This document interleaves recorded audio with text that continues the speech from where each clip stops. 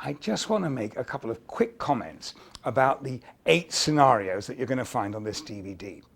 The only objective in making these is just to show you that the strategies, the approaches that we've set out in the book can actually work in everyday clinical practice and in a manageable amount of time as well. And these scenarios are going to show how protocols like the spikes one for breaking bad news and the cones one for error disclosure can actually work in practice, but they are by no means perfect. Actually, I don't think there is such a thing as perfect anyway. There will undoubtedly be lots of things that you think could have been done more effectively or better.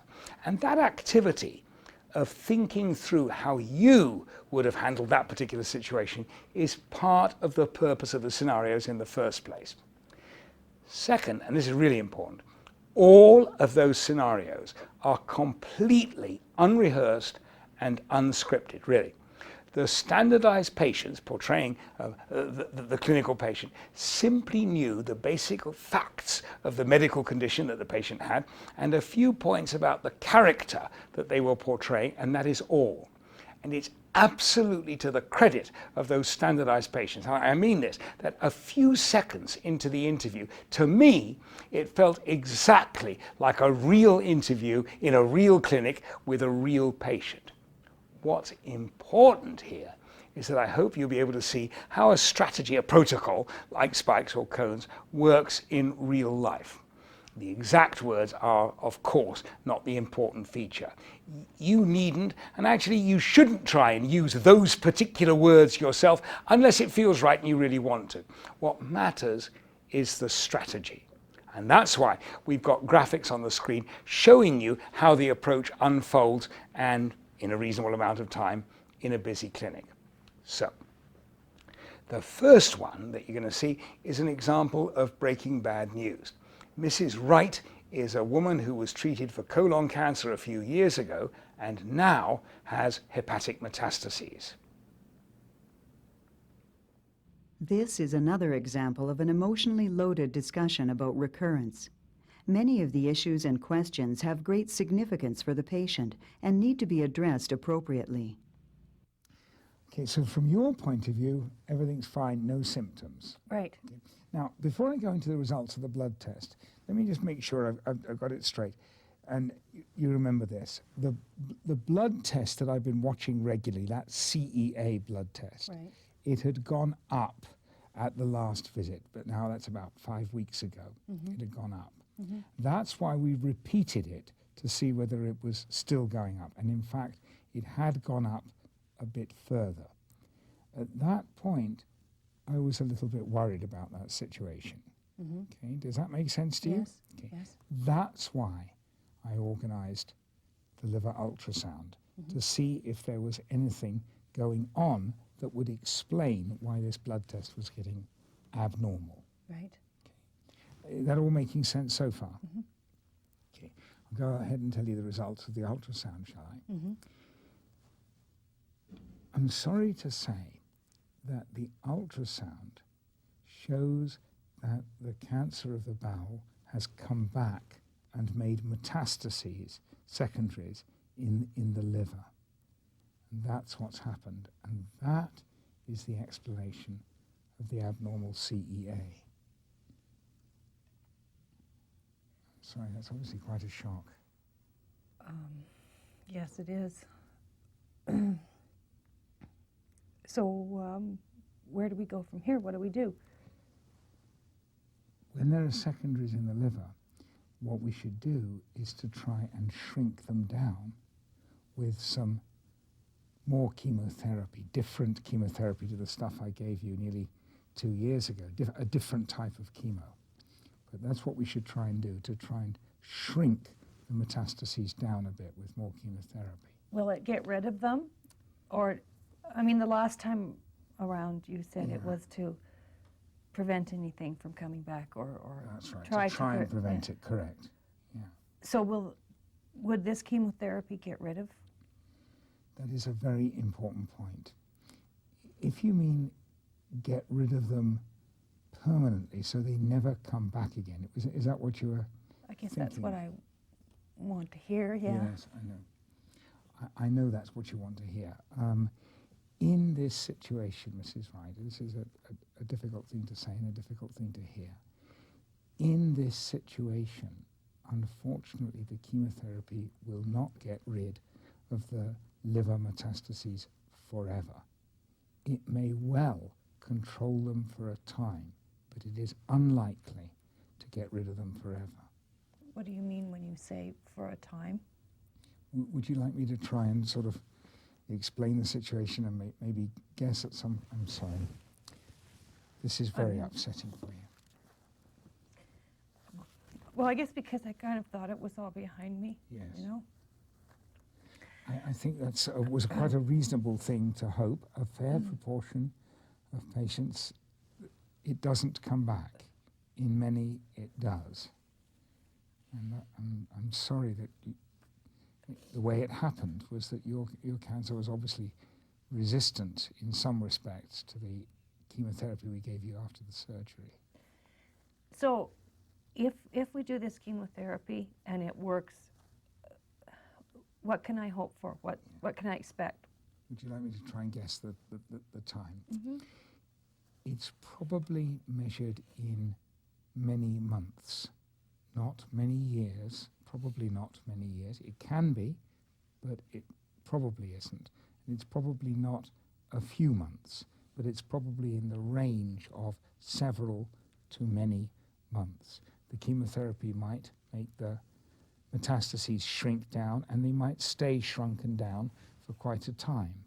And then if they start getting bigger again and the blood tests go up and the liver ultrasound shows that they're on the move again, we would try further chemotherapy, and that might, or of course might not, cause another period of shrinkage and so on. So could I optimistically hope to get some years out of this? The chance of it being some years is, I'm sorry to say this, is not very high. It can happen, but it's not very high. I just was thinking it would be nice if the boys could be grown up, you know? I know. Anyway. Do you know what I think we should do, Mrs. Wright? I think we should do two things simultaneously. Plan for the worst and hope for the best. And the human mind is usually capable of doing those things. I think you and I, with the boys and with anyone else that we can think of, should, as it were, plan for the worst. And at the same time, after we've done that, we can actually hope for the best. It's far better to make a plan and then be surprised by how well things are going, rather than be caught on the hop and be sort of caught by something going wrong unexpectedly. Am I making sense? Absolutely. So the last time I had the chemo, it made me feel kind of sick, and would it be the same thing again this time? And I'm thinking that if I don't have a whole lot of time left, is it worth it to spend part of it feeling absolutely lousy? I can answer both of those points directly. I don't know how the chemo will make you feel this time around, because it's completely different for the 5-FU and the folinic acid we gave you last time. It'll be different chemo. It might or might not make you feel lousy. Some patients it doesn't actually. In some, they have a bad time with it. And you and I will talk about that, obviously, every time I see you, and we'll adjust all this stuff. But this is a very important point. Hear me clearly. We would only continue with the chemotherapy if it seems to be doing you good in terms of shrinking the cancer down. If the ultrasound and the CEA shows that the cancer is shrinking down, we'll continue for 6 courses and stop. If the CEA and the ultrasound show that it isn't making the cancer shrink and the cancer's getting larger, then we would stop after 2 courses. You and I will sit down and we'll think about what we do next. So if it's working, we continue to 6. Last time with the 5-FU and the folinic acid, we didn't know whether it was working because there wasn't any evidence of cancer. We had to go through the whole thing. And at that time, we had no idea whether it was killing the cancer cells or not. So we will be able to keep an eye on it, and we will not give you unnecessary therapy. Therapy that isn't working, we stop it. It's not much consolation, but it's some. No. I didn't really expect this, I guess, is the truth of it all. I sort of felt like it was all behind me, so it's just... You did, didn't you? Yes, I really did. And, you know, so did I, until the CEA started going up. And sometimes even there can be a little lab error, or sometimes the CEA slips up, flips up just a tiny little bit and then down again.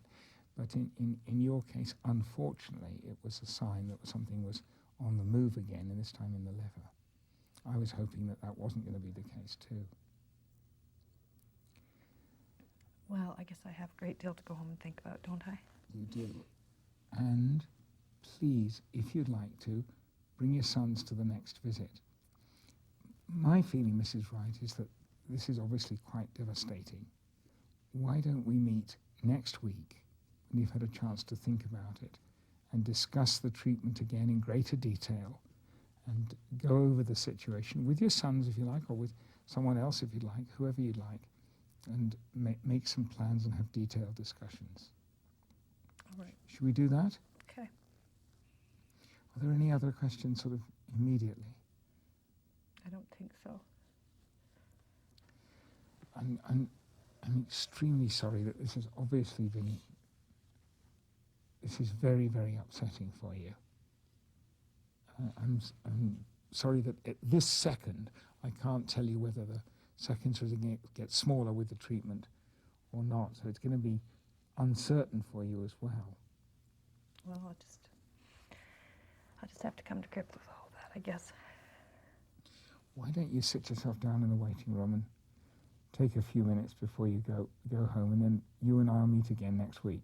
All right. Is that okay? Okay. All right. I think that what you saw there, that specific task of recapitulating the preceding events and checking with Mrs. Wright that her perception, that the P of spikes was about right, was actually very clear. I hope it came over clearly. There are many things that maybe you think could have been done or should have been done differently. I mean, would it have been better to launch straight into the CT scan results, or to avoid talking about the future and about her children? I mean, those are things that you may want to consider. Now, the next scenario is another recognizably difficult conversation: error, disclosure of medical error. In this case, you've got to tell Mr. Grant that his mother got the wrong dose of chemotherapy, and that is why she became neutropenic and developed septicemia. As you are under an obligation to disclose the information about a medical error, it is worthwhile using the CONES strategy, which is specific for error disclosure. As you'll see, the O for opening shot, N for narrative, and E for addressing emotions are quite helpful in this difficult situation. Thanks for coming in, Mr. Grant. Thank you. I want to talk to you about your mother's condition, and I want to tell you something that I found out about why your mother is so sick. It's kind of difficult, but it's very important that you should know this. As you know, she came in, you brought her in last night, and as I said then, her white cell count was very low. She had a fever. We started the antibiotics and started something to stimulate the bone marrow.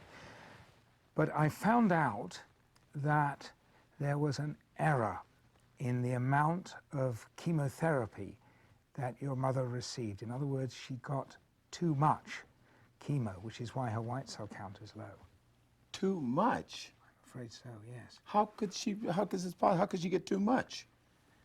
Well, this is very upsetting for you, and it's actually very upsetting for me too. It's very, very rare that this happens, but somehow the dose of chemotherapy that your mum got But how could this sort of thing happen? I mean, all your people here are trained people, trained professionals, and Correct. and it just happened. Somebody, I don't understand this. We've started investigations. This is, from our point of view, as well as from your mother's and from yours, this is a really serious thing. We've started investigations, and by the end of today, I hope to be able to answer your question as clearly as possible. And we'll have a load of facts. Yeah, I understand that you have to investigate and you have to find out how this happened, but here you are, trained people, you're professional, I was told. Take your mother to this hospital, the best of care, the best doctors, the best everything. Now something like this happens? It's awful for her, for you, and actually it's awful for me. And it's very rare, but it does happen, and that's what's happened. And I need to find out why. Meanwhile, of course, trying to get your mother completely better, and that's why we've started all the treatment. And I hope that by the end of today, or certainly within the next 24 hours, she will actually turn the corner and start improving. Okay, and in 24 hours, supposing she doesn't improve, what then? What happens? Well, this is difficult for me to say, but the worst possible thing that could happen is that it is possible that your mother could actually die of this. Die? I'm afraid she could to say die? That's possible. You better hope that that doesn't happen. I will have my lawyers in here and sue you, sue this hospital, sue everybody. This is outrageous. I can't believe that this sort of thing could possibly happen. I know it feels outrageous, and I understand that feeling. One of the things, by the way, that I will do is during the day I'm going to try and I will find an appointment for you to see the patient advocate so that she can help you talk about all the things, all the different aspects of this, including... I don't need to talk to anybody. I'm talking to you. You've told me some very disturbing news. I have. What can this advocate do? What can she help? Can she help my mother get better? That's my job. Basically, of course, that she can't. But she may be able to talk to you about all of the implications, including the legal ones. I mean, you may want to talk about her, talk about lawyers with her if you want to. I can talk to my lawyer about that. I don't need any advocate to tell me anything. I just need you to tell me my mother's going to leave this hospital fine. That is the bottom line. Over everything else, that my mother leaves this hospital healthy. Okay. Now, at this second, this morning, I can't guarantee that. I can guarantee that we will do our best. Here's what I propose, Mr. Grant. I propose that you and I meet at the end of the day so I can tell you about her progress during the day. And maybe you've got a sister. Would you like to bring your sister in, and also maybe we can talk about... I have a sister, yes. Yeah. I know my sister, she's going to be as confused and upset about this as I am, but yes, I better bring her. When did you say? Today sometime? At the end of the day, is that good for you or is that not? I don't know. I'll tell you what I'm going to have to do. Okay. I'm going to have my secretary call you. Okay. I don't know what the rest of my day is like. I have meetings. I don't know. You've got a busy day. Oh. Look, Mr. Grant, maybe we'll do it this way. How about if either you and I or your secretary and I have a phone conversation in the middle of the day, I can update you about your mother's progress, and then we can fix a time when you, your sister, and I could meet this evening. What about that? Is that a reasonable plan? Well, that's something that can be workable, I'm sure. I can make the time sometime, but I'll have my secretary call you. I don't know. I just want to add one thing. I am the doctor responsible for your mother's condition. So ultimately, the responsibility is on my shoulders. So it's important for me to find out what happened because I'm, on paper, the responsible party. And I guarantee you, number one, I'm going to do my best for your mother. And number two, that I'm going to do my absolute best to find out exactly what went wrong, and I'll be open and honest about it when I have all the facts together. So I hope we'll be able to update you on that this afternoon. Okay. I have to go. I'll have my secretary call you. Thanks, Mr. Grant. Okay. Bye-bye for now. I think that basically everybody would agree that that was a difficult situation. And error disclosure can hardly be otherwise. It is always difficult. Mr. Grant was clearly angry, and it was crucial to acknowledge his feeling with empathic responses, the E of Cones. Again, as I said before, there are several points that you might well think could have been handled differently, and that's fine. The next scenario is also recognizable, the death of a patient. In this case, Mr. Lane died in the ER, in this case from an MI, with no preceding history of heart disease. And now you have to inform Mrs. Lane, whom you have not met before, of his death. In this next scenario, you're going to see a situation that almost all of us have had to face, or still have to face, from time to time. Arguably, it's the most painful communication task that there is. Telling a person that someone close to them has died. In this scenario, you're going to see three things that are quite helpful. First, how to make sure you introduce yourself. Second, how to use the narrative approach to telling the person the news. And third, how to cope with crying, an appropriate and a normal response to this catastrophe. Hi, Mrs. Lane. Hello. I'm Dr. Smythe. I'm the emergency room physician, been in charge when your husband was brought into the hospital just now. When he was brought in, was he conscious when he was brought into the ambulance? Do you know? No, he wasn't. He wasn't conscious. I'm just wondering, we were on a picnic. Yes, go ahead. And I guess I'm wondering if maybe he had a reaction to something he ate or something like that. So I'm wondering if you'd like a list of the food that That's a very good question. I mean, sometimes that can happen. You can have a very rapid collapse, but it wasn't that, and it wasn't anything he ate. Was it some kind of epileptic? No, it wasn't an epileptic seizure. What actually happened is that, unfortunately, your husband had quite a big heart attack. It was a heart attack. And what happened is his heart rhythm suddenly changed. That's why he lost consciousness so quickly. And is he all right? Offer your Kleenex. Is he all right? I'm sorry to tell you that we couldn't get his heart started again. I'm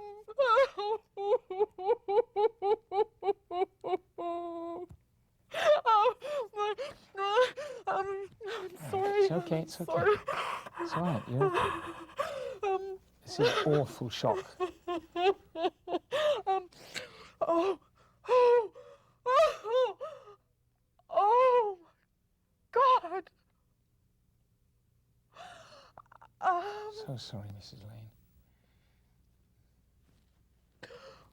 Oh, my God.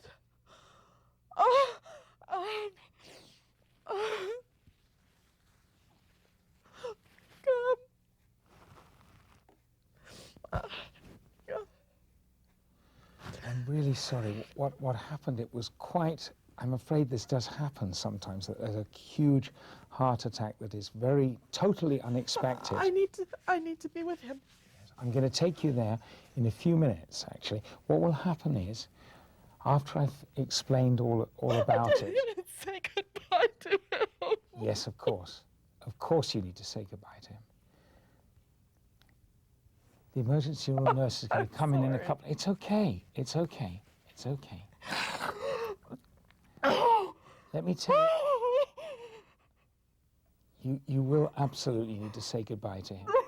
And the emergency room nurse will take you in a few minutes. She'll just spend a second telling you what you're going to see, and then you can certainly do that and spend some time with him. Oh, my God.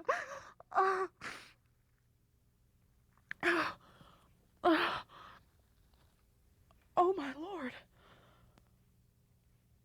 Oh. If it happens unexpectedly, the shock is absolutely enormous. I'm so sorry. And there wasn't anything that he'd never had any heart disease or anything beforehand that gave you any warning of this. Is that right? I should have been checked. He hated going to doctors. Yeah. It sounds like there wasn't any reason for him to go to a doctor. Sometimes this is totally undetectable. Can I ask you, did you come here to the hospital with any other member of the family as well? Is there somebody else with you? My sister came with me. She's just gone home for a few minutes. Yes, okay. She's okay. going to be coming back. Okay. What we'll do is we'll call your sister and ask her to come back and spend some time with you and make sure that she goes home with you too after you've said goodbye. That's really important.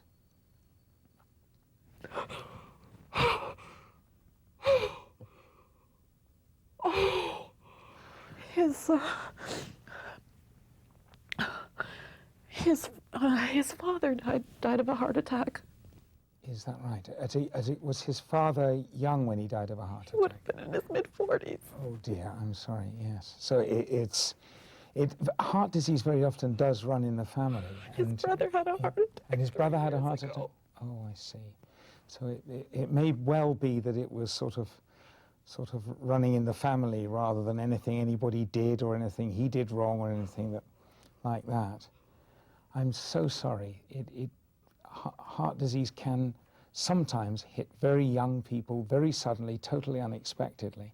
And we were unable to start his heart again, leastwise we managed to get... It doesn't seem to me like you tried for very long. I'm sorry, but it just doesn't. Let me explain that. It does seem, because it was less than an hour, let me explain what happened, because it may make things a little bit easier for you to understand the picture. What happened is, okay, shall I wait a minute or shall I go on? No, do go on. Do go on. Okay, is that all right? What happened is when we came in, his heart was beating in what's called fibrillation. So it wasn't any use to him. It wasn't pushing the blood around his body. This sometimes happens at the beginning of a big heart attack. And what we managed to do is we managed to get the heart rhythm back into a normal rhythm, like that, normal kind of a rhythm. Then what happened?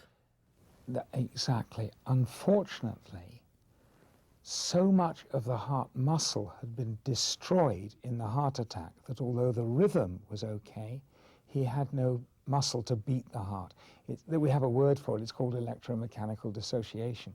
And that's what happened, that we got the rhythm going, but all of the muscle was destroyed, or most of the muscle was destroyed. And that's why he died, was because the heart attack, the very first, as it were, beginning of the heart attack, destroyed so much of his heart muscle.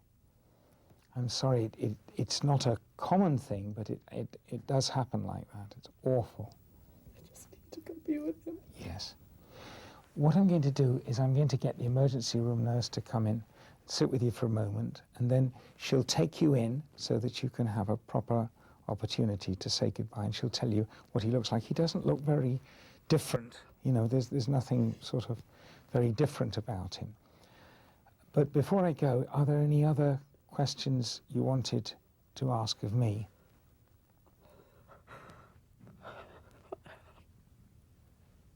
I don't know what to ask.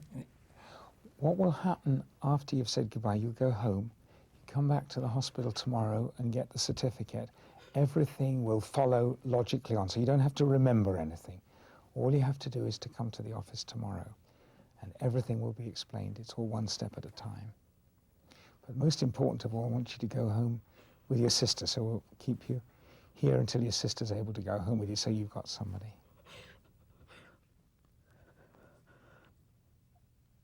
I don't know what I'm going to do. Feels like that. He had been so well. Yes. Completely well, eh? Yeah. Yes.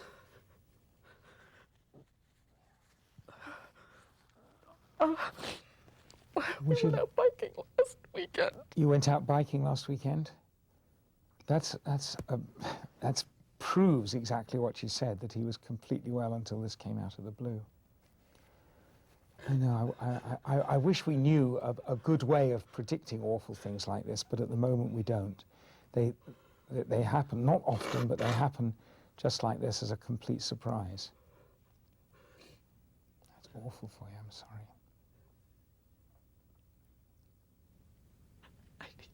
you with him. I'll go outside. I'll leave you for a moment or two, and then I'll get the nurse. All right?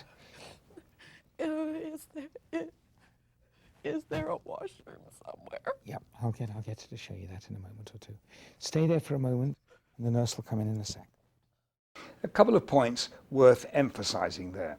Firstly, I really do think that it's very helpful to introduce yourself and shake hands properly, even if you think that the patient's relative might know who you are. Go ahead and do a proper introduction. And after that opening, try and work out what the relative was thinking about the situation when the patient came into the hospital. In this case, Mrs. Lane had been thinking that there was a food allergy or a seizure that caused Mr. Lane's collapse. So when she hears that it was a heart attack, she is devastated. Again, there may be many points that could or even should have been done differently. Another issue to think about, do you think it's helpful for Mrs. Lane to see her husband's body? Now, the next scenario is also a situation that we all recognize, discussing prognosis, when the patient asks, how long have I got?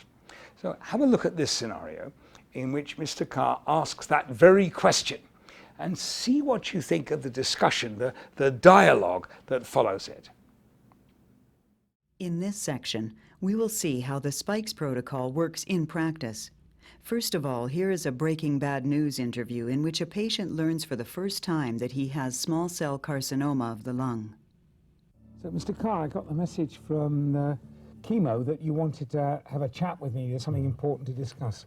Tell me. Well, it's something my wife and I were discussing before I came in today, and we'll give you some background on it. Last winter, we spent some time in Florida, and we were looking at a timeshare condo, and we thought that it would be a good idea to buy into this, have a place to holiday all the time, every winter. And then about a month ago, negotiations were at a point where they wanted some money, a down payment, and that they want that next week. Well, as you and I both know, 2 weeks ago, the cancer was diagnosed, and my life changed completely. Yes. My wife wanted me to talk to you to see if at this point there's any way of knowing what my future is and what we should do about the condo. I mean, it may sound totally trivial or unimportant to you, but it's it's a big thing. It's something that we're sort of focusing on right now. And what I want to know is how much time have I got? How much longer am I going to live? Yes, I understand you completely and clearly. That the important question is, how long have you got to live? And you'd like me to answer that fairly. I'm going to try and answer that question as fairly as I can in a moment or two. But I just need to just clarify a couple of points in the background. First of all, with this timeshare in Florida, I mean, and the needing as it were, down payment fairly soon, are you saying that if you thought that the future meant you were going to be alive for at least, say, 2, 3, 4 years, something like that, it would be worth going ahead and buying the condominium or the timeshare, and that if you thought that it was going to be a few months or something like that, you wouldn't? Is that how the future... I think in a nutshell, that's pretty much how it looks. If I am looking at 4 or 5 years, or hopefully more, then we would definitely go ahead and make this commitment. Sorry. But if I only have 6 months or less, then, well, we're going to have some other financial worries that, and I wouldn't want to burden my wife with all that extra stuff. You wouldn't want to burden your wife, I understand clearly. Okay. Now, again, before I try and answer this question, has there anything, have you been thinking in your own mind about how long you have to live? I mean, have you got any idea in your own mind, an image of, oh, I'm definitely going to be around in a year, or I'm definitely not, or what have you been thinking about? A month ago, I thought I had at least 30 years left. Yes, yes. Last 2 weeks, I don't know. I don't know whether I've got 2 months, 6 months, or 2 years, or more. I don't know. Okay, no, that's absolutely fine. That's absolutely fine. Let me explain. When we talked a couple of weeks ago, I explained that this type of lung cancer, the kind you've got, is called small cell lung cancer, and small cell lung cancer responds to chemotherapy in the majority of cases. In fact, about 2/3. In 2/3 of cases, it responds to the chemotherapy and shrinks down. And that's, of course, why we start the chemotherapy. That shrinking down, that process we call remission, shrinking down, lasts for a time. And that time is, on average, around a year to a year and a half. In some patients, it's longer, 2, 3, 4 years. And in a small proportion of patients, it's actually longer than that, past 5 years. But in 2/3 of cases, it does shrink down and stays shrunken down in remission for a time. Okay? Is that reasonably clear so far? In the other 1/3 of cases, unfortunately, the cancer does not respond to chemotherapy. And then it expands and spreads, and that's likely to cause serious deterioration, and ultimately the patients will die of that, usually in a period of months, in the range of, sort of 4, 5, 6 months. It's that much worse that it just spreads out. And that's correct. In fact, this particular cancer tends to spread early, so there isn't a direct relationship between the actual spread in the chest and spreading to distant parts of the body, but the idea is exactly as you said. Now, the difficulty is that today, just a few minutes after the first chemo, I can't yet tell you whether you, Mr. Carr, are in that 2/3 group that respond or in the 1/3 group that don't respond. Well, how long will it be before you can tell me that? Exactly. I can answer that question. I will be able to tell you in somewhere between 3 to 6 weeks. 3 weeks' time, we'll start the next one. Sorry, that's... Well, yes. That's not what I want to hear. That's no good. That's not... That will not tell you in time to make the decision about the timeshare, will it? That's right, yeah. But I'll finish that and then we'll come back to the timeshare. You're absolutely right to be distressed by that, because that isn't the time frame you were hoping for, I understand. Nevertheless, when this kind of lung cancer does respond to chemo, it usually responds, you can see the response beginning in the 3 to 6 week range. So I might know next visit, in 3 weeks, or I might know at the third course in 6 weeks from now. But I can't tell you today. So if the condominium, the timeshare decision needs to be made within the next few days, we won't have that information. So to some extent, I can't answer the question quick enough for you. Okay. Well, I could maybe talk to the developers and get them to hold off another couple of weeks, or 4 weeks, 6 weeks before we...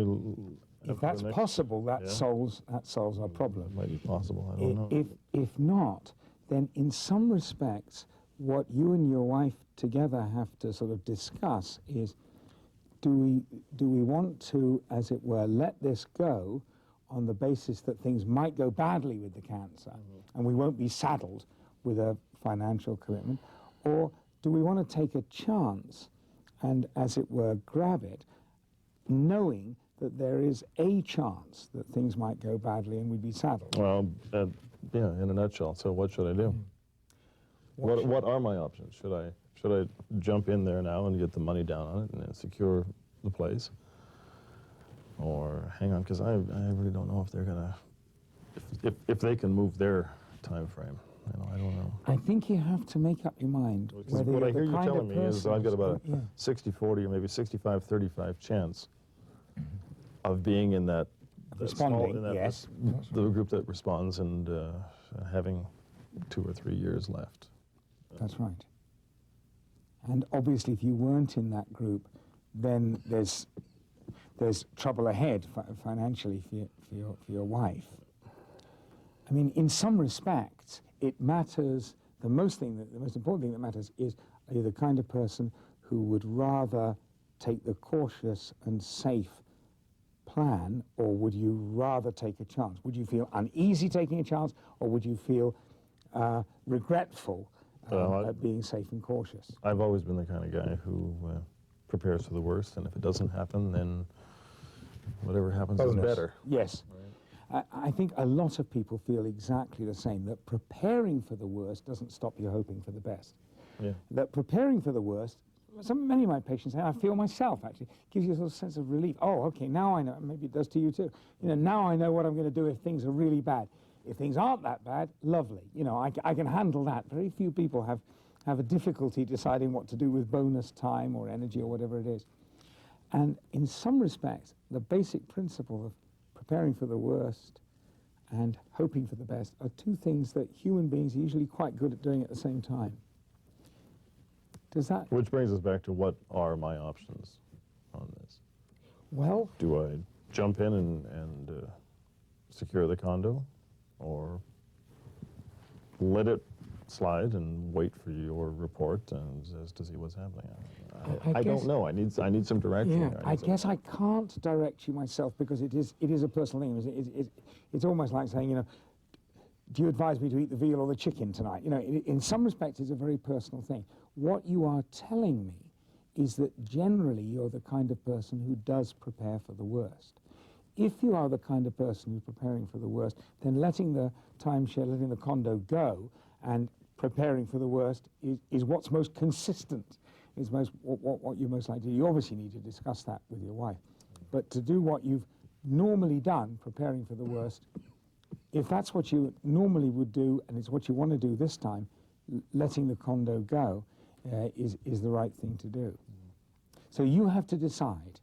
It's very important that I don't decide for you, because if I decide for you and I'm wrong, you are going to hate me and you're going to blame me for that. And in some respects, the decision is far better if it's the decision that you personally are most comfortable with. And in fact, that's the question you want to ask yourself.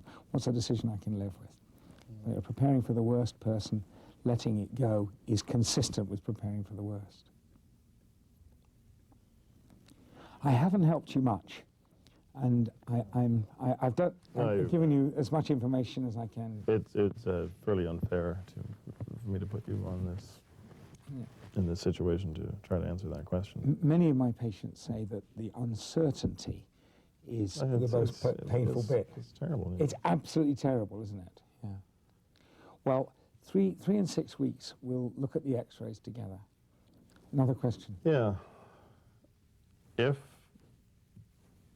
I am lucky enough to be in that 2/3, that 65% bracket of people who respond to this chemotherapy, and the tumor goes into, what would you say, remission? Remission, yes. Is there any way for you to tell me what the percentages are, what the figures are of me being like one of the really good ones? Okay, Is it possible for this thing to just disappear completely and go away? I mean, I'm looking at the other side, you know. No, you asked me for the percentage, and I'll absolutely answer that. In the 2/3, it responds to some extent. Some of those patients, it responds completely, what we call a complete remission, disappears completely. Even if it disappears completely, sadly, in many of those, it will eventually come back in the range of, as I said, 2, 3, 4 years. In a small proportion of patients, it actually stays away probably permanently, and they are actually cured of that small cell lung cancer. Now, you asked me for that percentage, and it's not a very high percentage. It's actually very small. It's just under 5%. So just under 5%, one in 20, will actually be alive at 5 years. Doesn't mean they'll be completely trouble-free, and doesn't mean that they'll never get any other lung problems later on. But at 5 years, of all small cell lung cancer patients, 5% of patients are actually alive. So if that, as long as you understand that that percentage is small, I think it's a very reasonable piece of information for you. Well, it's something to hope for.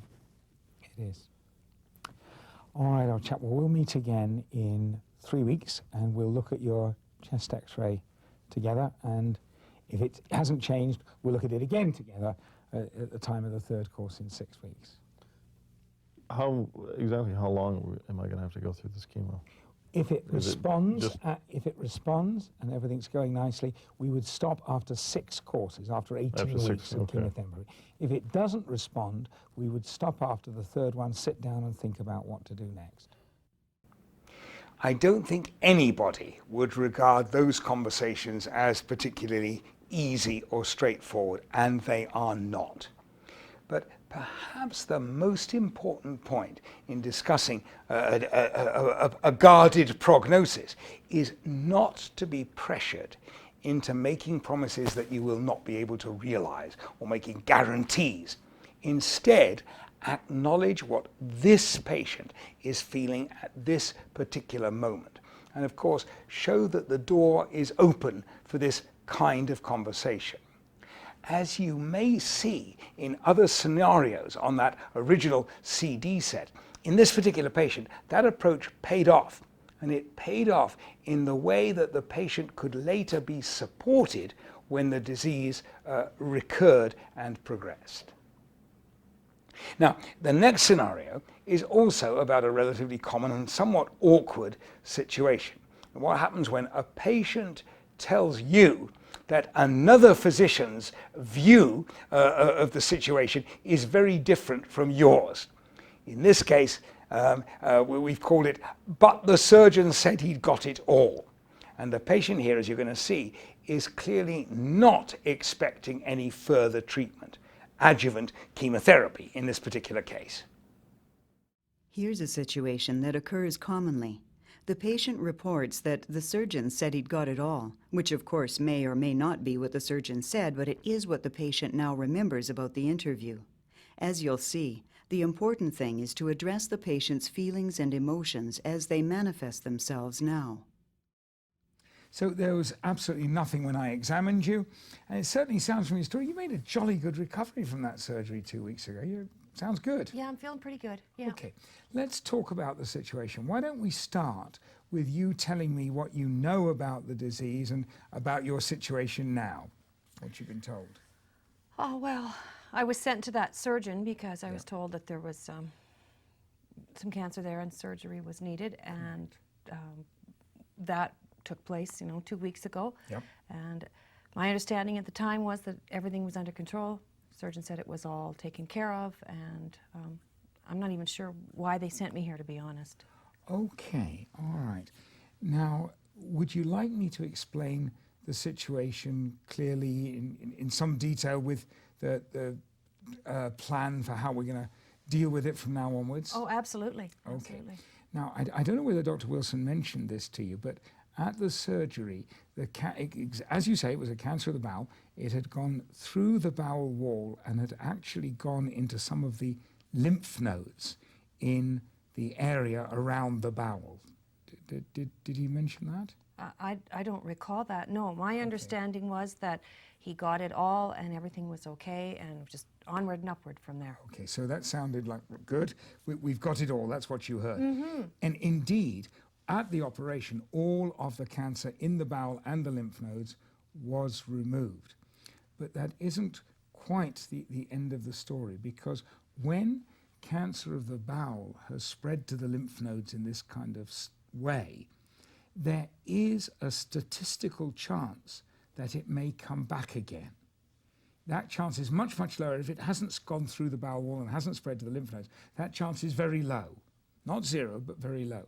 If it has gone through the wall and if it has spread to the lymph nodes, what's called the stage C, the chance of it coming back is higher. Am I making sense so far? Well, I'm kind of confused because, if he took it all, then it's gone, right? Even, like you said, if it was in the lymph nodes, but if he took the lymph nodes, then what's the problem? It's all gone. It's certain. I understand what you're describing. It sounds like you're never going to have any problem from it ever again. That isn't the way cancer of the bowel behaves. Dr. Wilson was absolutely right that they removed all of the cancer that was, as it were, there at that time. even so, and the operation was perfectly successful. It was flawless. There wasn't nothing wrong with it. But in all cases where the cancer spreads to the lymph nodes, even though it's completely removed, there is still a chance that it might come back. And that's why you and I need to talk about giving some treatment now to decrease that chance of it coming back. Oh, well, this is all news to me. I thought it was like all over, you know, with the surgery. I'm sorry, I'm very aware that what I'm saying is coming as a bit of a shock to you. So what exactly are you telling me then? What are you suggesting it has to be done? Okay, I'll go over that again. I'm saying that right at this moment, there is a chance that the cancer will come back. We can decrease that chance by giving you some treatment now. That's what I'm saying. We're in an attempt to reduce the chance of the cancer coming back. We can't abolish that chance completely, even after the treatment. There is still a chance that it will come back, but it will be reduced by the chemotherapy. Oh, chemotherapy, that's what you're talking about? Absolutely. Now I want to talk about the kind of chemotherapy that needs to be given. The kind of therapy that I'm talking about is chemotherapy. Oh, but isn't that for people who like are really sick and haven't had cancer removed by surgery? Well, that's a very fair comment, actually. There are a few circumstances, and this is one of them, in which we give chemotherapy to somebody who has no evidence of cancer at this moment in order to try and prevent the cancer coming back in the future. To put it rather simply, we're sort of making you slightly sick now in the hope that we'll increase your chance of staying well in the long term. I've heard that it does really terrible things, like your hair falls out and you get really, really sick, and I've heard people say that it's just a horrible thing to have to go through. Are you sure this is something I really need to do? I can address all of those issues. It obviously makes you shudder a bit. You're obviously not keen. No, not in the least. Most people feel exactly the same, and particularly if they were hoping that they didn't need it, that the surgeon had got it all. First of all, this particular type of chemotherapy that we give might make you feel a bit unwell. A few people feel very unwell. The vast majority of people don't feel too bad. You will feel tired. There is a chance that your hair will thin, or you might lose quite a lot of it. And it also might cause a sore mouth. Those are the three major effects, with some nausea as well. There's four major effects, actually. So you might get any of those, and we're quite good at controlling those symptoms, bringing them down, particularly the nausea and also the sore mouth we can control, so you're not feeling too bad. It is only for a period of months. After that, it's finished, and we just keep an eye on you. So it really is treatment now to try and increase the chances of being well in the long term. So if I was to do this, then that would be it? Like the disease would be gone completely, forever? Very important point. Sadly, at the end of treatment, I can't guarantee, nobody can guarantee that the cancer won't come back. All I can guarantee is that by completing the chemotherapy, you reduce the chance of the cancer coming back by as much as is possible. That's why literally at all cancer centers all over the world, people with this Duke stage C cancer of the bowel are given this chemotherapy. It's the best way we have so far of reducing the chance of the cancer coming back, but it isn't a guarantee that it won't come back. It only increases the chance of it not coming back. Wow. This is like...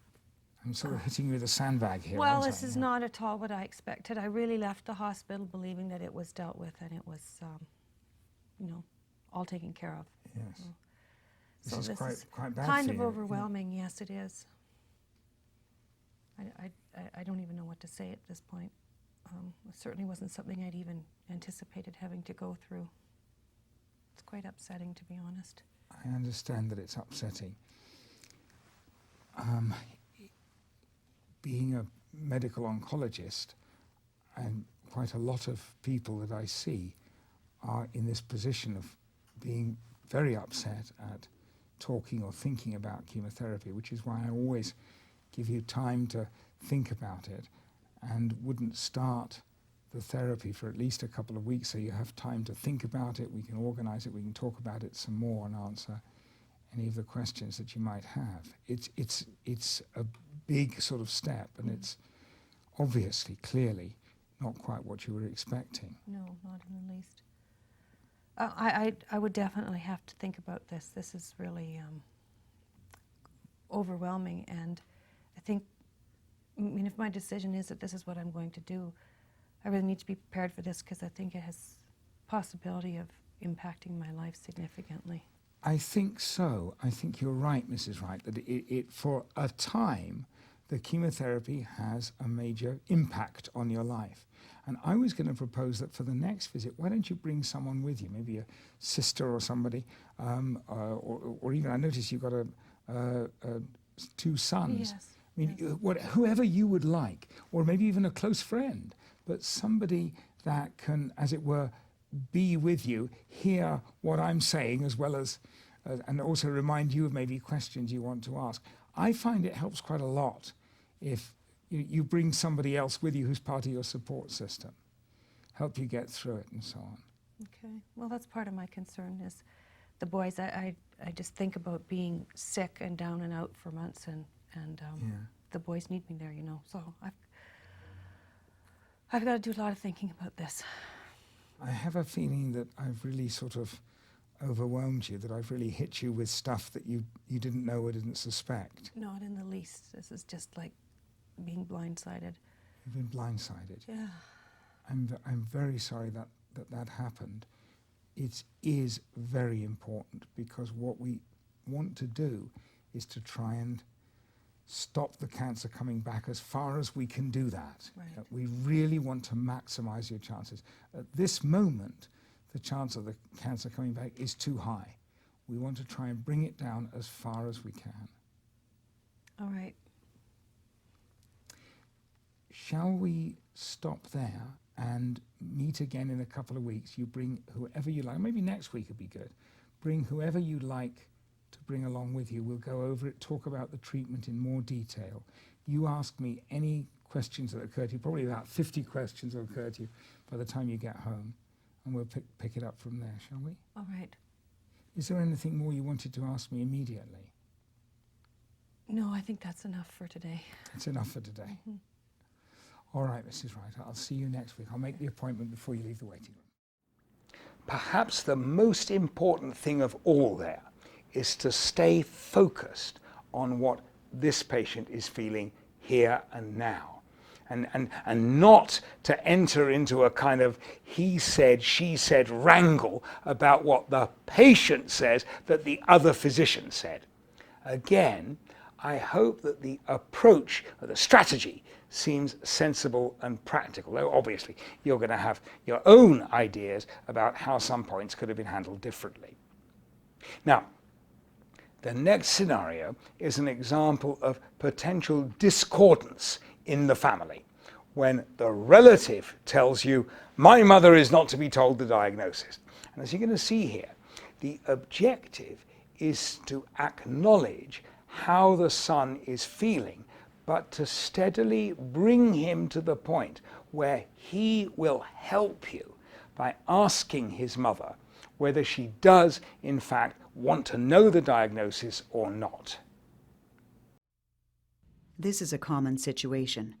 A relative, often a son or daughter, instructs the clinician that my mother is not to be told the diagnosis. At first sight, this might seem adversarial or antagonistic, but with clarification and exploration, it is often possible to decide on an acceptable plan or approach. I was expecting to see a Mrs. Gafford. Yes, I'm her son. Your son, okay. Yes. Did you want to talk to me before I see your mother? Yes, she's outside and she's not to be told. This sounds obviously very important to you. Yes, she's found a lump in her breast. Yeah, lump in the breast, Yes, okay. this is why we're here to see you. Okay. But she's not to be told. Whatever you find, she's not to be told. Okay, no, I hear you. No, talk to me. Whatever you happens, talk to me. You find anything, talk to me. You want to do more tests because you think it's something, talk to me. She's not to be told. May I ask you, what particularly worries you? Well, it could be cancer. Yes, it could be cancer, and she's not to be told. The shock will kill her. If she finds out it's cancer, no, don't tell her. Talk to me.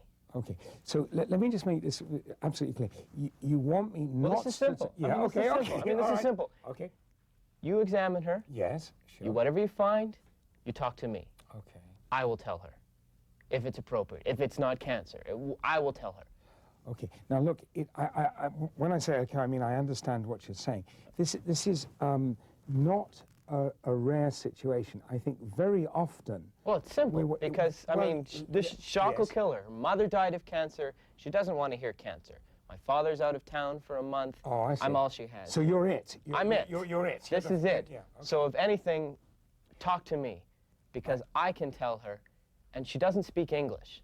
This is the problem. She doesn't speak English. Right. So I'm going to have to tell her anyway. So you're going to have to be the translator for me if anyway. You come in and you say it's cancer, she might understand. She'll understand the word cancer, and she'll lose it. So your feeling is that she'll lose it. The shock will kill her. Okay. I don't want her to go through that. So talk to me. Okay. It's now simple. I need to. It is almost as simple as that, and in some circumstances it is as simple as that. Yeah, it is. But I need to explain two things, and they're both very important. Firstly, this is not a rare situation. I mean, this does happen a lot. I mean, with Italian patients, I have Greek patients, Turkish patients, and in whom the family feel very strongly that, you know, they don't want the patient to be told, and I don't speak Turkish or Greek, I don't speak Gujarati, so I'm dependent on you as a translator. But there are two very important things which are almost sort of conflicting, almost in a way. First of all, you're a really important support to your mother. Your father's out of town, you're it. Yes. As we said, there's no question of that you are extremely important, and everything to do with your mother's care needs to go through you, and when your father comes back, as through your father as well, fine. Okay, and that's very important indeed. And most family want to protect the patient from the disease and from the diagnosis and from the information, if at all they can. But, and this is a very important... I just don't want her to get upset. I mean, it's not that I don't want her to know what's wrong. It's just, I'd like to know first. Okay. I want to be able to tell her. That bit's easy. That bit's easy. But I just need to make one point very clear. There's no possibility of your mother ever having information that doesn't go through you. That's fine. That's an agreement. I can always easily say, all the information I'm going to give to your mother is through you as a translator, so you hear it. But, this is the important point, in this the second part of this is that really the contract, as it were, is between me and your mother. Oh, this is that, the patient-doctor relationship thing. Not quite. I mean, it's a little bit more specific than that, a little bit more specific. It's not just, hey, you're not part of the picture. You are the loop. I know, because she doesn't speak English. Indeed. This is important. If it happens that your mother does not want to know, and it's quite likely she doesn't want to know. Well, I'm saying she doesn't want to know. I know you're saying, but I have to hear it from her.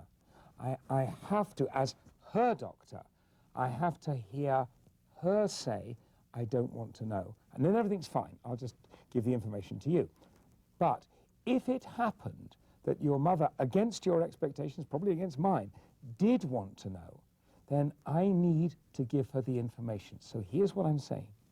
What I want you to do is, when your mother comes in, after I've examined her, I want you to translate one simple question to her, among all the other stuff, which is, if it turns out to be something serious, do you want to know the diagnosis, or do you want me to talk to your son?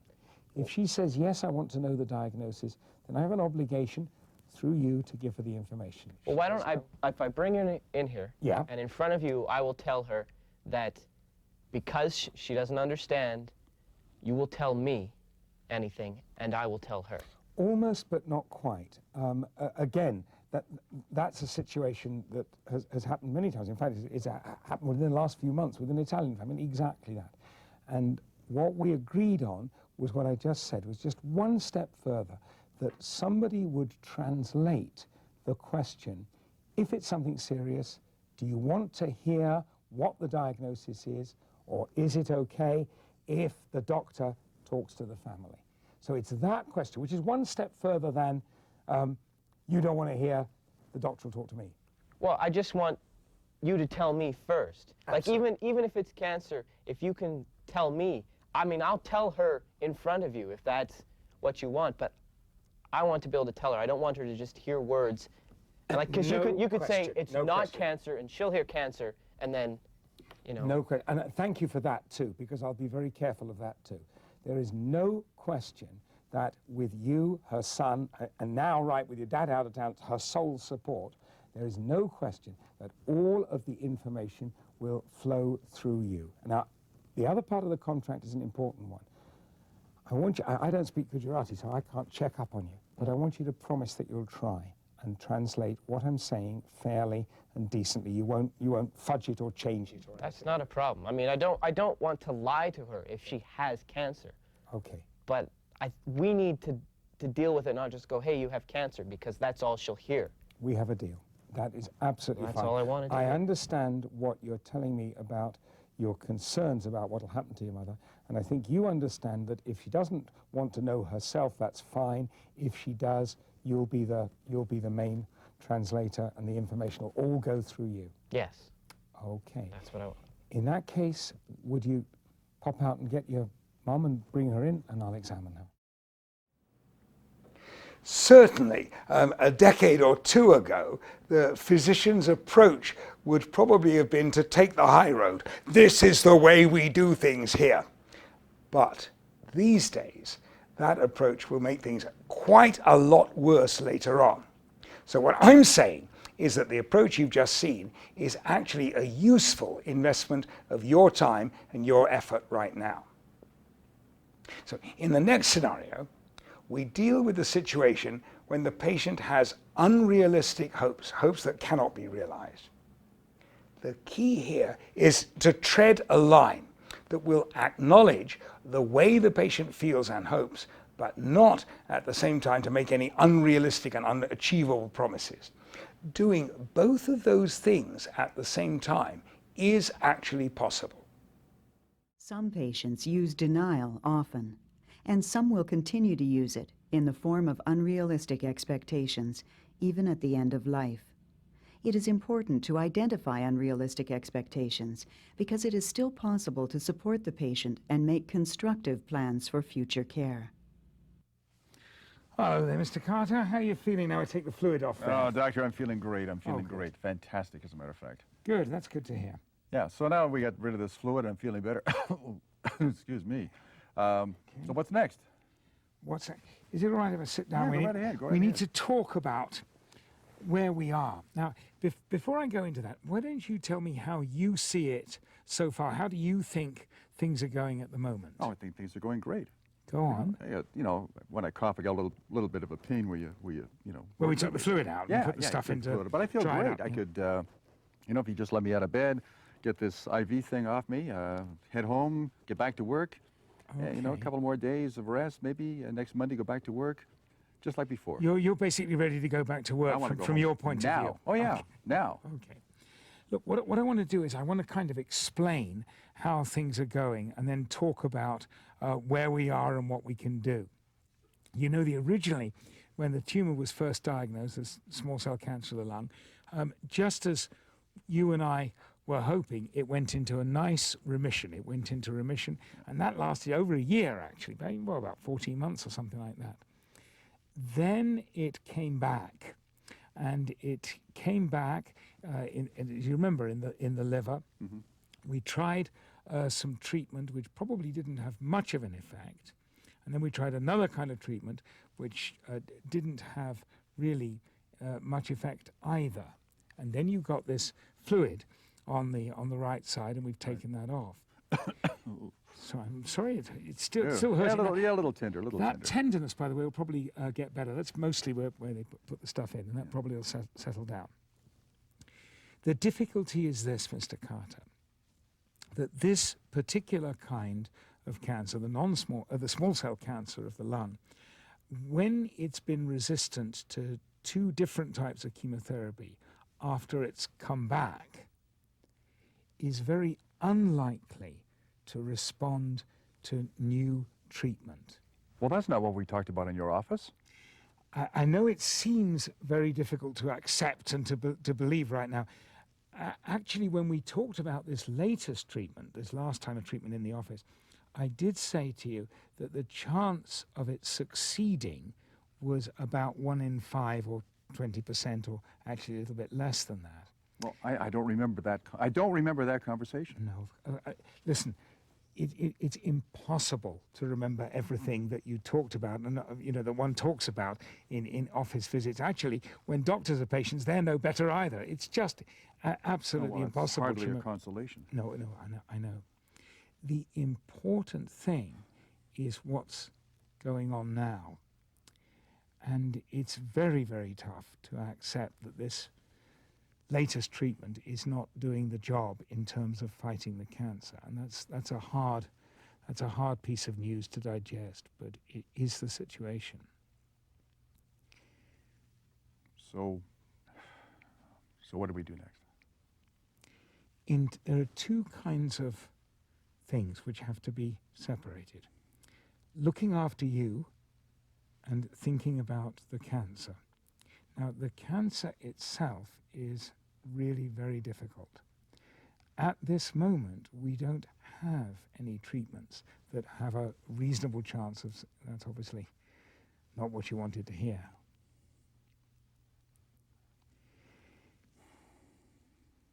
I know this is hard. I wish it was the other way. I wish there was some sort of magic treatment that we could use in this circumstance, but unfortunately we don't have that option. We continue looking after you, keep symptoms and control, like taking this fluid off and drying up the fluid there, controlling that particular symptom. I feel great. I feel great. That is good. That is good, and it's undeniable. You feel great. I could leave now. Okay. Listen.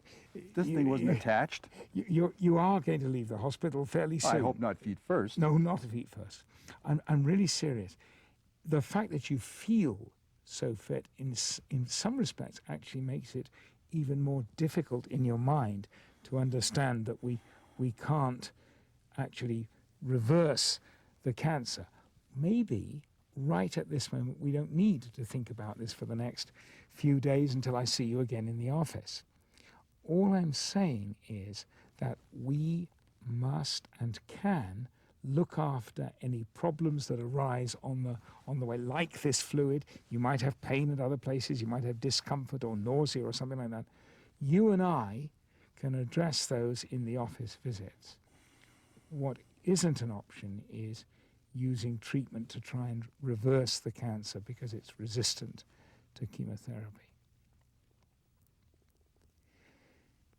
Even though none of this is what you wanted to hear, is it making sense to you?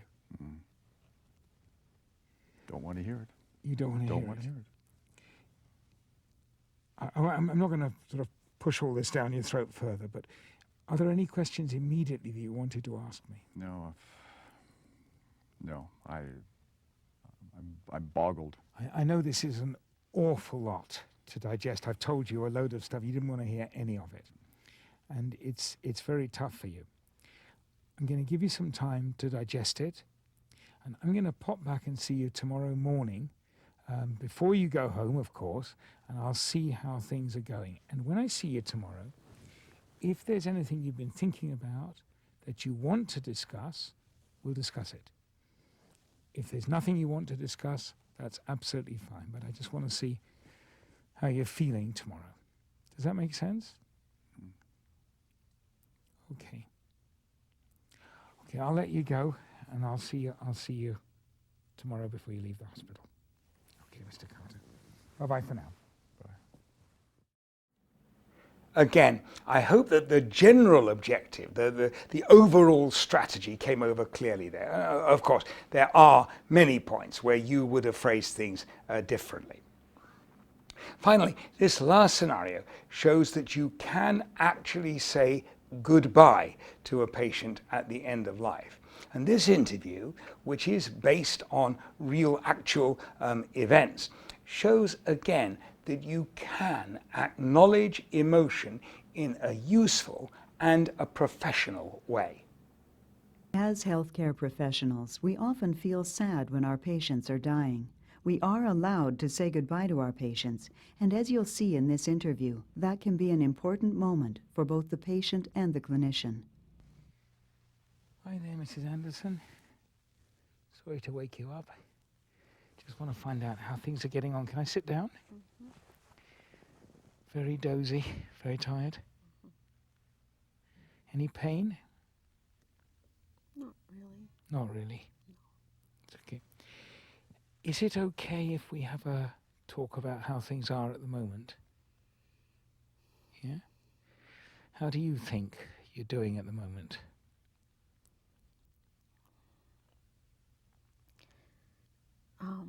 I don't think that it's going very well. No, it isn't. I'm sorry to say that it isn't going well.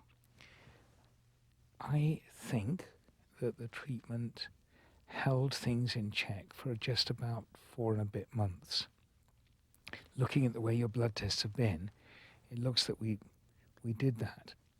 But the blood count has been going down recently. That's why I had to have another transfusion. And also the other blood test that I've been watching called the CEA, which is basically a measure of how much tumor there is, has definitely started going up now. So what that means is that the treatment worked for a bit and has stopped working now. Sorry to say that. Is that what you've been sort of thinking in yourself?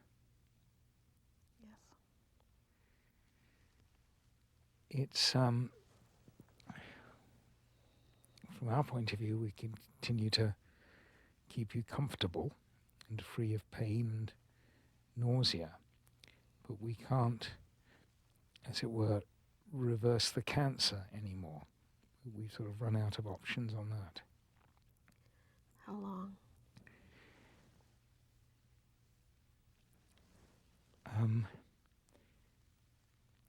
How long is a difficult question.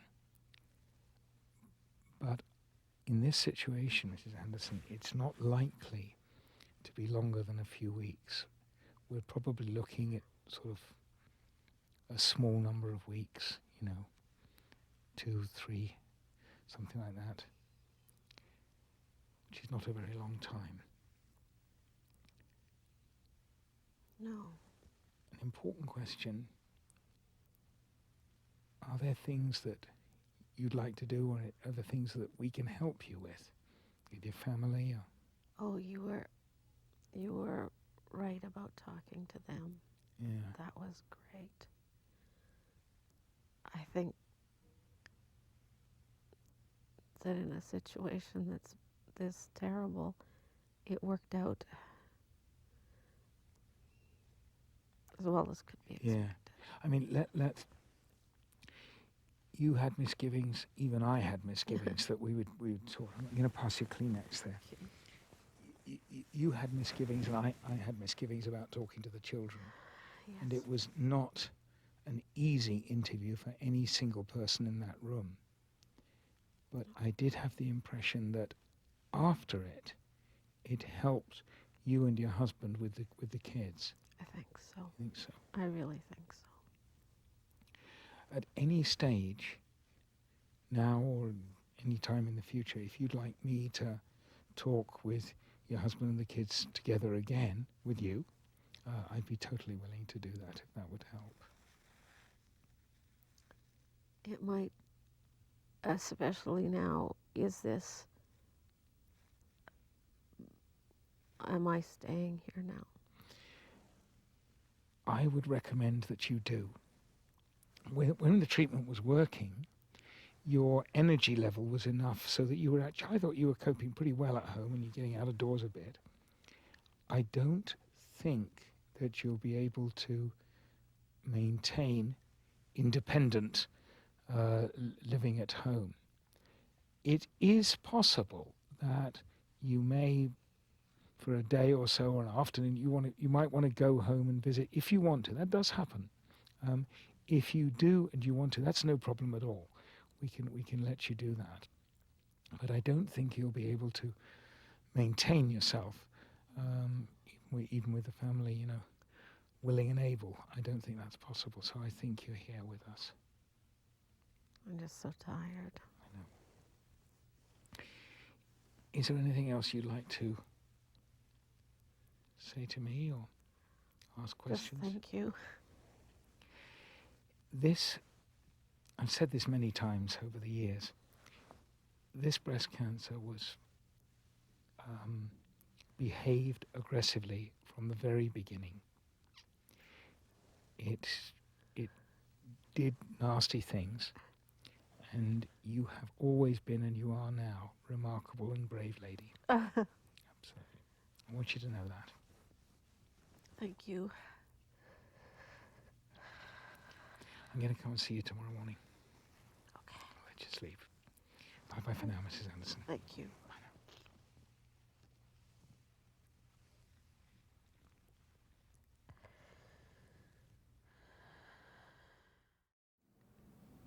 I hope that all of these scenarios have demonstrated to you the feasibility, the practicality of these approaches and the techniques which we've discussed in the book. In other words, that they have shown you that these things really are practical and they really are feasible in real life, in real clinics, and in realistic timeframes.